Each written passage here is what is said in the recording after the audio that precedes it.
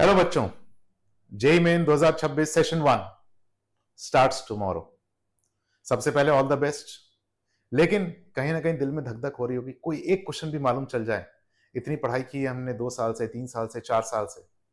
तो आज एग्जाम से एक दिन पहले, एक रात पहले आपके साथ मैं कुछ ऐसे क्वेश्चन डिस्कस करने वाला हूं जो शायद या डेफिनेटली आप लोग के रिजल्ट में एक परिवर्तन जरूर ला सकते हैं। तो ये कुछ क्वेश्चंस अब मैं डिस्कस करने वाला हूं, बहुत ध्यान दीजिएगा। मैंने सिर्फ एक चैप्टर चुना है आज और ये सीरीज चलेगी थ्रू आउट जेई मेन, जैसे जेई मेन आगे बढ़ता रहेगा। सबसे पहला चैप्टर जो मैंने चुना है वो है केमिकल बॉन्डिंग। बहुत ही इजी चैप्टर है, बहुत ही स्कोरिंग चैप्टर है, श्योर शॉर्ट क्वेश्चन हर साल इससे 3 से 4 आते ही हैं। और जिस प्रकार के क्वेश्चन पूछे जा सकते हैं और मोस्टली पूछे जाते हैं, मैं आज उनकी चर्चा आप लोग के सामने करने वाला हूं। सही है, बहुत बढ़िया है। तो हम यहां पर लेते हैं पहला question. Bond order of O2 minus is. ये क्वेश्चन मॉलिक्यूलर ऑर्बिटल थ्योरी का क्वेश्चन है। तो हम इसमें कैसे आगे बढ़ेंगे देखते हैं हम लोग। यहां पर हमारे पास molecular orbital filling for n less than equal to 14, यानी कि नंबर ऑफ प्रोटॉन्स जो है वो 14 या 14 से कम है, तो हम इलेक्ट्रॉन्स की फिलिंग मॉलिक्यूलर ऑर्बिटल में इस ऑर्डर में करेंगे, जिसमें सिर्फ दो जो ऑर्बिटल्स हैं उनमें ये डिफरेंस है, जहां पर इनकी पोजीशन हमने इंटरचेंज की, and this is due to sp mixing. अब हम लोग ज्यादा कंसेप्ट में नहीं जाते क्योंकि एग्जाम आ गया, बहुत सारे कंसेप्ट नहीं, बस रिजल्ट चाहिए अपने को। ठीक है, तो यहां sp मिक्सिंग की वजह से ऐसी सिचुएशन है जो कि ऑक्सीजन में नहीं है, क्योंकि ऑक्सीजन के पास 16 प्रोटॉन है। तो होगा क्या यहां पर अगर आप देखेंगे तो n ग्रेटर देन 14 है। के का मतलब क्या हो गया, सिग्मा 1 है, सिग्मा स्टार 1 है, तो 16 प्रोटॉन है, लेकिन हमें भरना किसमें, O2 माइनस में। तो टोटल इलेक्ट्रॉन कितने हो गए, 17। 2 2 4 2 6 2 8 2 10 4 14 15 16 17। क्या ये पैरामैग्नेटिक है? हाँ है। और यहां पर अगर हम लोग देखें तो what is the bond order? Bond order क्या होता है, number of bonding electrons minus number of anti bonding electrons by 2।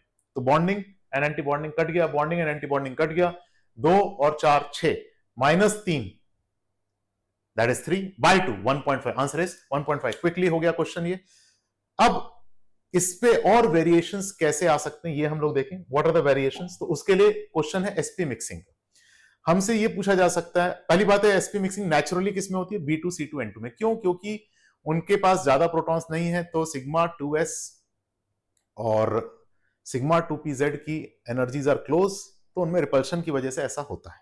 ठीक है, चलो ये नहीं भी पता है तो भी अगर sp मिक्सिंग हो रही है तो B2 डायमैग्नेटिक होगा या पैरामैग्नेटिक। sp मिक्सिंग हो रही है तो C2 डायमैग्नेटिक होगा या पैरामैग्नेटिक। तो वापस हम लोग इसी ऑर्डर पे आते हैं, जहां अगर हम लोग देखें तो B2 के पास 10 इलेक्ट्रॉन है, 2 2 4 2 6 2 8 9 10, तो B2 क्या हो गया, पैरामैग्नेटिक विथ sp मिक्सिंग। यही अगर sp मिक्सिंग नहीं हो रही होती तो ये इधर चला जाता, तो B2 क्या हो जाता, डायमैग्नेटिक। क्यों? क्योंकि 2 इलेक्ट्रॉन यहां पर रहते सिग्मा में, और B2 क्या हो जाता, diamagnetic, which means without sp mixing it is diamagnetic. तो वापस आते हैं यहां पर क्वेश्चन पे हम लोग, तो without sp mixing B2 is diamagnetic, C2 is paramagnetic. और अगर sp मिक्सिंग हो रही होती तो क्या होता, sp मिक्सिंग अगर हो रही होती तो ये क्या हो जाता, पैरामैग्नेटिक, और ये क्या हो जाता, डायमैग्नेटिक। बॉन्ड ऑर्डर में कोई चेंज नहीं आता। अच्छी बात यह है, आपको ध्यान रखना है कि B2 में सिर्फ एक ही बॉन्ड और वो पाए, C2 में 2 बॉन्ड है और वो दोनों के दोनों पाए। वो भी कब, जब sp मिक्सिंग हो रही है। अगर sp मिक्सिंग नहीं हो रही है तो ये भी बदल जाएगा। अगर sp मिक्सिंग नहीं हो रही है तो B2 में जो एक बॉन्ड है वो सिग्मा होगा, और C2 में जो 2 बॉन्ड है उसमें एक सिग्मा होगा और एक पाई होगा। तो ये जो वेरिएशंस हैं ये क्वेश्चन के पूछे जा सकते हैं। इसमें एक और वेरिएशन है जो पूछा जा सकता है कि इनमें से कौन कौन से पैरामैग्नेटिक होंगे। तो जनरली क्या होता है, बच्चे सोचते हैं ये कंपाउंड में कैसे सोचें, तो KO2 में K को हटा दीजिए, O2 माइनस हो गया, O2 पे नेगेटिव चार्ज है, ये पैरामैग्नेटिक हो जाएगा, कहानी खत्म। अगर इसी को हम O2 2 माइनस कर देते हैं तो ये हो गया पेरोक्साइड, जिसमें अब 17 की जगह 18 इलेक्ट्रॉन हो गए और पूरी पेयरिंग हो चुकी है। तो O2 2 minus which is a peroxide ion is diamagnetic in nature. चलो जी, यहां तक बात समझ में आई। हम अगले क्वेश्चन पे आते हैं, जहां पर हमें यह देखना है which molecule has zero dipole moment. ये एक और टाइप का क्वेश्चन है जो कि पूछा गया है कि कौन से मॉलिक्यूल का जीरो डाइपोल मोमेंट है। ठीक है, तो हम यहां पर लेते हैं BF3 एंड SO2। BF3 में अगर हम देखें तो बोरॉन और फ्लोरीन में फ्लोरीन ज्यादा इलेक्ट्रोनेगेटिव है, तो dipole moment is there in bonds, but ये वेक्टर्स एड अप होके नेट जीरो आ रहा है, so that's why the dipole moment is zero. So symmetric molecules, even though having polar bonds, become non-polar in nature because of zero dipole moment. However, if you talk about SO2, that is not the case. Always remember कि जो dipole moment का vector है वो away from the lone pair जाता है, from the central atom, ठीक है, तो ये कैंसिलेटिव तो है लेकिन it will not completely cancel out, so SO2 will have a net dipole moment. इसमें आपको एक चीट टेबल बताता हूं। चीट टेबल का मतलब क्या है? एक टेबल है जो कि केमिकल बॉन्डिंग में दी है। डाइपोल मोमेंट में आप केयरफुली देखिएगा, वहां पर H2S, chloroform, HF, HBr, HCl इनकी वैल्यूज दी है। इनको ध्यान से पढ़ के जाएगा क्योंकि इस पे क्वेश्चन 2025 जेईई मेन में आ चुका है। एक और क्वेश्चन आ जाए तो I will not be surprised. दूसरा एक और क्वेश्चन जो मैं लिख नहीं रहा हूं, अगर मैं आपसे पूछूं NH3 और NF3 में क्या इनका नेट डाइपोल सेम डायरेक्शन में है या ऑपोजिट डायरेक्शन में, कमेंट सेक्शन में लिखिएगा ताकि मुझे पता चले आपकी तैयारी कैसी है। आगे बढ़ते हैं हम लोग, और यहां पर एक बहुत ही प्यारा क्वेश्चन हम लोग लेते हैं जहां पर मैं आपसे पूछ रहा हूं, वेरी कॉमन क्वेश्चन, इनमें से कौन कौन से ऐसे हैं जिनका डाइपोल मोमेंट जीरो है। तो ऑब्वियसली यहां पर अगर हम देखें तो इसका डाइपोल मोमेंट जीरो है। क्या इसका डाइपोल मोमेंट जीरो है? क्या इसका डाइपोल मोमेंट जीरो है? Answer is no, they are polar in nature. जिनका नॉन जीरो डाइपोल होता है वो होते हैं पोलर। अब ये देख के कैसे पता चलेगा? देखो भाई, अगर डाइपोल मोमेंट का नेट वेक्टर जो है वो सेंटर ऑफ द मॉलिक्यूल से पास आउट कर रहा है और वो कैंसिलेटिव है और वो इक्वल मैग्नीट्यूड है, तो हम कहेंगे the dipole moment is zero, ठीक है। तो अगर हम यहां पर OH देखते हैं, सर हमने OH को ऐसा बना दिया तो इसका भी तो जीरो है। हाँ जी, ये वाला कंफर्मेशन में जीरो है, you are right, but there are infinite conformations possible and only in one possible conformation you are saying that it is zero. The dipole moment vector, net dipole moment vector is not passing through the center. Net dipole moment vector, is it passing through the center? Answer is no. तो ये क्या हो जाएगा? Mu is not equal to zero. So this is a non-polar molecule. This is one variety of question which is very frequently asked. अगला question लेते हैं हम लोग, hybridisation of xenon in XeF4। अब XeF4 में xenon का क्या hybridisation है? बहुत ही इजी क्वेश्चन है, बहुत ही इजी है ना। तो आंसर क्या है? sp3d2। वेरी गुड, क्योंकि आपको लोन पेयर भी काउंट करने हैं और बॉन्ड पेयर भी काउंट करने हैं, राइट। अब देखो क्वेश्चन को किस तरीके से ट्विस्ट किया गया, और ये क्वेश्चन मैंने बनाया है जो कि 2026 जेईई मेन में आ सकता है कि XeF6 का हाइब्रिडाइजेशन क्या है। उत्तेजित नहीं होना है, एंथुजियाज्म में हड़बड़ी में गड़बड़ी हो जाती है, ठीक है। पहले बॉल पे छक्का लगाने गए तो आउट हो गए, ठीक है। अब XeF6 का हाइब्रिडाइजेशन वैसे तो आप बोलोगे सर बहुत इजी है, sp3d3 है, लेकिन आप थोड़ा सा ध्यान देंगे, मैंने यहां पर जो आपसे हाइब्रिडाइजेशन पूछा है that is of XeF6 solid, और सॉलिड स्टेट में XeF6 कैसे एग्जिस्ट करता है? As XeF5 plus and F minus, जिसमें xenon का जो हाइब्रिडाइजेशन है दैट इज sp3d2। तो क्वेश्चन ध्यान से पढ़ना है हाइब्रिडाइजेशन का, कहीं उन्होंने सॉलिड या लिक्विड स्टेट में तो नहीं पूछा है, तो we mark the answer accordingly. अच्छा, इसी तरह जैसे हाइब्रिडाइजेशन के बारे में पूछा जा रहा है वैसे ही शेप के बारे में भी क्वेश्चन आ सकता है। तो हम अगला क्वेश्चन लेते हैं यहां पर। तो ऐसा ही एक और क्वेश्चन है कि इनमें से कौन से स्पीशीज जो है वो पैरामैग्नेटिक है? N2CO, O2 and O2 2-। अभी मैंने आपको बताया O2 2- जो है डायमैग्नेटिक है, O2 में 2 अनपेयर्ड इलेक्ट्रॉन्स है। Liquid oxygen sticks to the poles of the magnet, तो O2 इज पैरामैग्नेटिक। और जो आइसोइलेक्ट्रॉनिक स्पीशीज हैं, अब N2 और CO आपको लिखने की जरूरत नहीं, क्योंकि N2 और CO में सेम नंबर ऑफ इलेक्ट्रॉन्स है, तो उनका बॉन्ड ऑर्डर भी सेम आएगा। N2 का बॉन्ड ऑर्डर 3 है, N2 डायमैग्नेटिक है, CO का बॉन्ड ऑर्डर 3 होगा, CO भी डायमैग्नेटिक होगा।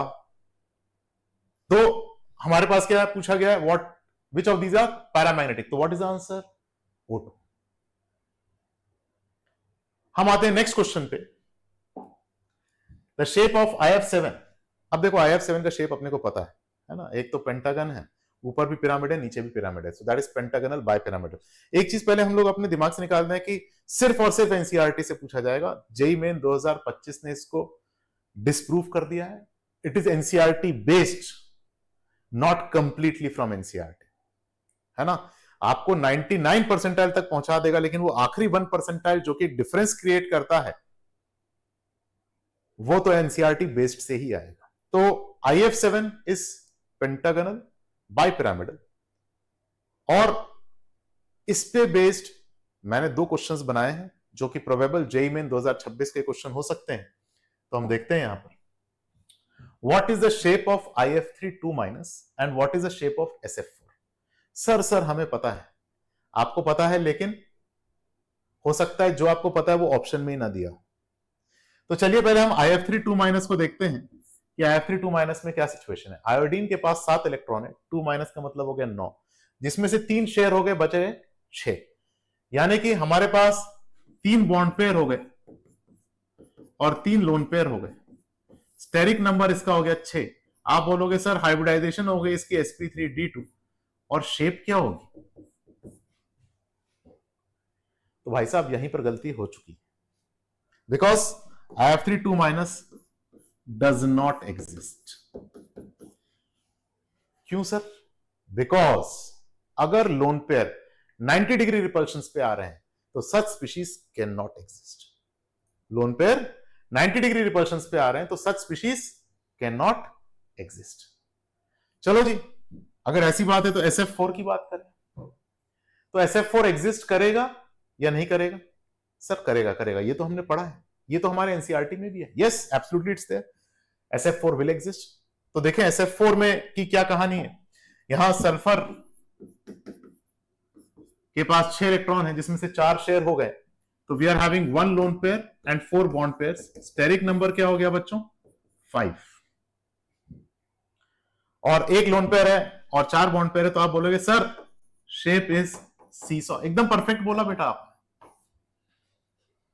हो सकता है सीसॉ ऑप्शन में ना हो, क्या बात कर रहे हो सर, तो बोनस हो जाएगा? बिल्कुल भी नहीं। There are other names of this shape, and what are those 2 names? हो सकता है वो जेईई में 2026 में पूछ लिया जाए, ठीक है। तो what are those 2 shapes? One is folded square,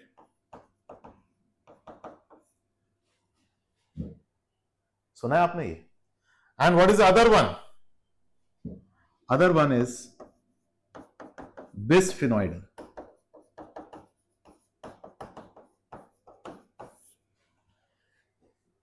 तो मैंने आपको केमिकल बॉन्डिंग में जो भी प्रोबेबल क्वेश्चंस हैं वो बता दिए हैं।